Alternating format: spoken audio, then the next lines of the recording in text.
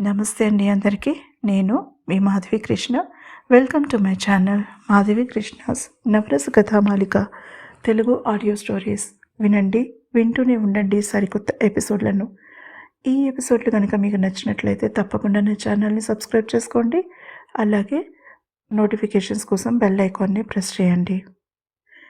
మీ ప్రోత్సాహమే మరిన్ని మంచి కథల్ని మీ ముందుకు తీసుకురావడానికి నాకు సహాయం చేస్తుందన్న విషయం మర్చిపోవద్దు. ఇక్కడ వినిపించే ప్రతి కథ మీ మనసుని హత్తుకునే అందమైన ప్రేమ కథ. ప్రియ సఖి 49వ భాగం. ధాత్రి, శుచి, హేమంత్లు హాస్పిటల్లో అడుగుపెట్టారు. తడబడుతున్న అడుగులతో శుచి హేమంత్ పక్కన నడుస్తూ ఆసరా కోసం అతని చేతిని పట్టుకుంది. వాళ్ల మధ్య ఛాలెంజ్లు, చిలిపి తగాదాలు పక్కన పెట్టి ఆ క్షణం ఒకరికొకరు తోడుగా నిలబడ్డారు. ఆమెకి ధైర్యం చెప్పడం కోసం అతను ఆమెని దగ్గరికి తీసుకున్నాడు. ఒక చేత్తో హేమంత్ని, మరొక చేత్తో ధాత్రిని పట్టుకుని ధైర్యం కూడదీసుకుంటూ లోపలికి నడిచింది శుచి. అప్పుడే లేచి కూర్చున్నట్టున్నాడు సుధాకర్. రవి ఏదో చెప్తుంటే వింటున్నాడు. మధ్య మధ్యలో నవ్వుతున్నాడు. ముందుగా ధాత్రిని చూడగానే సుధాకర్ మొహం గుప్పున వెలిగింది, ఎల్ఈడి బల్బ్లాగా. ఆంటీ, మీరు ఎప్పుడొస్తారా అని ఎదురు చూస్తున్నా. మా చిన్నప్పటి విషయాలు మీరు చెప్తుంటే వినడం నాకెంతో ఇష్టం. చిన్నపిల్లాడిలా సంబరపడిపోతున్న అన్నగారిని చూస్తే ఏడుపాగలేదు శుచికి. అయినా శబ్దం బయటికి రానివ్వలేదు, కన్నీరు చిందనివ్వలేదు శుచి. అన్నయ్య ప్రాణం లేని శరీరం ఒక్కసారి కళ్ళ ముందు మెదలగానే భయంతో జలధరించింది ఆమె ఒళ్ళు. హేమంత్ ఆమె చేతిని మృదువుగా నొక్కి వదిలాడు. టాపిక్ ఎలా మొదలు పెట్టాలో అర్థం కాలేదు ఇద్దరికీ. రాధిక అచ్చంగా తండ్రికి ప్రతిరూపంలో ఉంటుంది కనుముక్కు తీరు చూస్తే. 4 ఏళ్ల కూతురు తనకి ఉందని తెలిస్తే అన్నయ్య డిప్రెషన్లోకి వెళ్ళేవాడా? ఏమో, వెళ్ళి ఉండేవాడేమో. ఎందుకంటే తన భార్య ప్రెగ్నెంట్ అని తెలిసి కూడా పట్టించుకోనివాడు పిల్ల ఎదురుగా ఉంటే మాత్రం ఏం పట్టించుకుంటాడు? తను సుధాకర్ అన్నయ్య కాబట్టి తనకి అతన్ని సపోర్ట్ చేయడానికి రాలేదు ఇక్కడికి. రాధేకి న్యాయం చేయడానికి వచ్చింది. ఆ పసిదానికి తనకి తల్లి తండ్రి ఇద్దరూ ఉన్నారని తెలియాలి, కానీ మేనత్త దగ్గర గారాబంగా పెరగాలి. అదే తన లక్ష్యం. అంటే ఇంతవరకు నేను చేసిందేమీ లేదన్నమాట. అలకగా అంటున్న రవి మాటలకి ఆలోచనల నుంచి తేరుకుంది శుచి. పెదవుల మీదకి నవ్వు తెచ్చుకుంది. ఎందుకు లేదు, నేను మర్చిపోవాలనుకున్న పేడకలలను గుర్తు చేసుకుని మరీ నాతో షేర్ చేసుకుంటున్నావు అన్నాడు నవ్వుతూ సుధాకర్. నేనా? తెల్లబోయి అడిగాడు రవి. మన మ్యాథ్స్ టీచర్ మనకిచ్చిన పనిష్మెంట్ల గురించి, మనం రాసిన ఇంపోజిషన్ల గురించి తెగ మాట్లాడావుగా ఇందాక, అదే చెప్పాను అన్నాడు సుధాకర్. ఆ మాటలకి టెన్షన్ తగ్గింది రవిలో. ఇంకా అక్కడ కాసేపు కూర్చుంటే తనకి టెన్షన్కి అల్సర్, బీపీ, డయాబెటీస్ లాంటి అన్ని రకాల వ్యాధులు వచ్చే అవకాశం ఉందని నిశ్చయానికి వచ్చి అక్కడి నుంచి తప్పుకున్నాడు రవి. నవ్వుతున్న సుధాకర్ కళ్ళలోకి సూటిగా చూశాడు హేమంత్. ధాత్రి సుధాకర్ పక్కన కుర్చీలో కూర్చుంది. శుచి హేమంత్ పక్కన నిలబడింది. ఇద్దరినీ అలా చూసిన సుధాకర్ కళ్ళలో నీళ్లు తిరిగాయి. ఈ రోజు కోసం తను ఎంత వేదన పడ్డాడో, బామ్మతో ఎన్నిసార్లు ఘర్షణకు దిగాడో లెక్కే లేదు. నీ ప్రేమ నిజమైనదిరా హేమ, అందుకే అన్నేళ్లైనా నా చెల్లెలు నిన్ను వెతుక్కుంటూ వచ్చింది చిన్నగా నిట్టొచ్చి చెప్పాడు. ఏమీ మాట్లాడలేదు హేమంత్. సూటిగా అతని కళ్ళలోకి చూస్తూ నిలబడ్డాడు. శుచి అన్నగారి పక్కన బెడ్ మీద కూర్చుంది. అతని చేతిని తన చేతుల్లోకి తీసుకుని కళ్ళకి ఆనించుకుంది. అప్పుడు జారింది ఆమె చెక్కెలి మీద నుంచి ఒక కన్నీటి చుక్క. శుచి, నేను బాగానే ఉన్నానే, ఎందుకేడుస్తున్నావు? మృదువుగా అడిగాడు. ఆ మాట ఆ పిచ్చిదానితో కాదురా, నాతో చెప్పు. హేమంత్ కంఠంలో కోపం, ఆవేశం, టెన్షన్ లాంటివేమీ లేవు. చాలా కామ్గా ఉంది. అప్పుడు గమనించాడు ధాత్రి మొహం సీరియస్గా ఉండడం. సుధాకర్ అతని గుండె గుబేల్మంది. తనని ముగ్గురు కార్నర్ చేసినట్టుగా ఫీల్ అయ్యాడు అతను. ఏమైంది హేమంత్? ఏమీ తెలియనట్టుగా అడిగాడు. అదే నేను అడుగుతున్నాను, ఏమైంది? ఒక 10 రోజులు నీ చెల్లెలు నిన్ను వదిలి జాబ్ వెతుక్కోవడానికి వెళ్ళగానే ఆమెకి అన్యాయం చెయ్యాలని ఎలా అనిపించింది? హేమంత్ నోటి వెంట కామ్గా వస్తున్న మాటలు వాడి బాణాలే సూటిగా అతని గుండెల్లో దిగిపోయాయి. ఏం మాట్లాడుతున్నావురా? గొంతు తడారిపోతూ ఉండగా అడిగాడు. నీకు తెలియనట్టుగా నటిస్తున్నావు. నిద్రపోతున్న వాడిని లేపచ్చు కానీ నిద్ర నటించేవాడిని కాదు కఠినంగా అన్నాడు హేమంత్.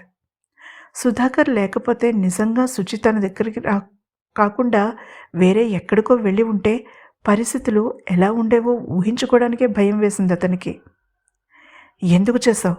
తన ఆలోచనల్ని పక్కన పెట్టి అడిగాడు హేమంత్. హేమంత్ తనని ఏమడుగుతున్నాడో అర్థమైపోయింది సుధాకర్కి. తలదించుకున్నాడు. తలదించుకునేలా ప్రవర్తించినప్పుడు తల ఎత్తుకుని క్షమించమని అడగడం నేర్చుకో కఠినంగా అన్నాడు హేమంత్ తన ప్రాణ స్నేహితుడితో. హేమంత్ మొహంలో కనిపించిన కాఠిన్యానికి ఉండేలు దెబ్బతిన్న కాకిలా విలవిలలాడిపోయాడు సుధాకర్. తాగుడులో పడి చెల్లెలి పెళ్ళి ఆమె భవిష్యత్తు మర్చిపోయావా? నీ ప్రెగ్నెంట్ వైఫ్ గురించి మర్చిపోయావు. నువ్వసలు నా ఫ్రెండ్వేనా? మరొక అస్త్రం సంధించాడు హేమంత్. ఇనుము వేడిగా ఉన్నప్పుడే వంచాలన్న ఆలోచనతో మరింత హార్ష్గా మాట్లాడాడు అతను. నా వైఫ్ ప్రెగ్నెంట్ కాదు. అప్పటికి పెదవి విప్పాడు సుధాకర్. అన్నయ్య, రేణు మనని వదిలి వెళ్ళేటప్పటికీ 6 వీక్స్ ప్రెగ్నెంట్.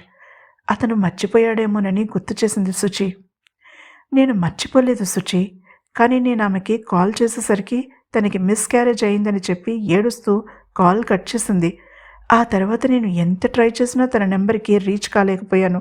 బిలీవ్ మీ, ఆమె కాళ్ళు పట్టుకుని బ్రతిమాలవలసిన పని నాకు లేదనిపించింది ఆ క్షణంలో.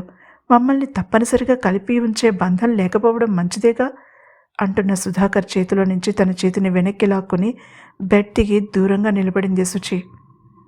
ఆమె కళ్ళలో అపనమ్మకం. తను సరిగ్గా విందో లేదోనని. ఏమన్నావిప్పుడు? మెల్లగా అడిగింది. అవును శుచి, ఆవేశంలో తప్పు చేశాం ఇద్దరం. అది దిద్దుకోవడం కోసమో లేక బామ్మని ఇరిటేట్ చేయడం కోసమో నేను రేణు పెళ్లి చేసుకున్నాం. బామ్మని ఆమె భరించలేకపోయింది. దూరం కావాలని అనుకుంది. నా బాధ్యతని పూర్తి చేయడం కోసం ఆమెకి కాల్ చేస్తూనే ఉన్నాను. ఆ బిడ్డ లేకపోవడం వలన ఆమెకి మంచి జరిగిందిగా విరక్తిగా అన్నాడు సుధాకర్. అక్కడ ఉన్నది తన అన్నగారు కాదని వేరే ఎవరో తన అన్నగారి మాస్క్ వేసుకున్నాడని అనిపించింది సుచికి. హేమంత్ అతి కష్టం మీద తన కోపాన్ని అదుపు చేసుకున్నాడు. రేణు అబద్ధం చెప్పి ఉండొచ్చన్న అనుమానం నీకెప్పుడూ రాలేదా? తుఫాన్ ముందు ప్రశాంతతలా ఉంది హేమంత్ కంఠం కామ్గా. సుధాకర్ ఒక్క క్షణం తెల్లబోయినట్టుగా చూశాడు. అతనికి ఆ ఆలోచన కూడా రాలేదని అర్థమైంది భార్యాభర్తలిద్దరికీ. ఇద్దరూ ఒకరినొకరు చూసుకున్నారు. ఆ పాపో బ్రతికి ఉన్నాడని తెలిస్తే ఏం చేస్తావు? అడిగాడు హేమంత్ తీక్షణంగా సుధాకర్ కళ్ళలోకి చూస్తూ. ఖచ్చితంగా ఫైట్ చేస్తాను. ఎందుకంటే Renu is not fit to be a mother కోపంగా అన్నాడు సుధాకర్. నువ్వు ఏ రకంగా ఫిట్ అన్నయ్యా? సుచి కళ్ళు మూసుకుని అడిగింది. అన్నగారు ఇవ్వబోతున్న సమాధానం ఆమె ముందే ఊహించింది. కానీ అతని నోటి వెంట వినాలని అనుకుంది. సొసైటీలో మగవాడు ఎలా ఉన్నాడని ఎవరో అడగరు సుచి. రేణుతో పోలిస్తే నేను స్టెబిలైజ్డ్ లైఫ్ లీడ్ చేస్తున్నాను. ఆమె రోజువారీ సంపాదన గురించి ఆలోచించుకోవాలి. కానీ మనకి ఫిక్స్డ్ ఇన్కమ్ వచ్చే సోర్సెస్ ఉన్నాయి నమ్మకంగా చెప్పాడు సుధాకర్. పిల్లలని పెంచడానికి అవి ఉంటే చాలా? అడిగింది సుచరిత. అప్పటికే ఆమె రక్తం మరుగుతోంది. ధాత్రికి కూడా సుధాకర్ అలా మాట్లాడడం షాకింగ్గానే ఉంది. అతని మాటల్ని బట్టి రేణుకి అతనికి మధ్యలో ఉన్న బంధం కూడా బాగానే అర్థమైంది ఆమెకి. దేవుడా, ఇలాంటి ప్రేమలేని వ్యక్తులని జంటగా ఎందుకయ్యా కలిపి వాళ్ళ పిల్లల్ని శిక్షిస్తావు? బాధగా అనుకుంది. సుచి, నువ్వు ప్రాక్టికల్గా ఆలోచించడం లేదు.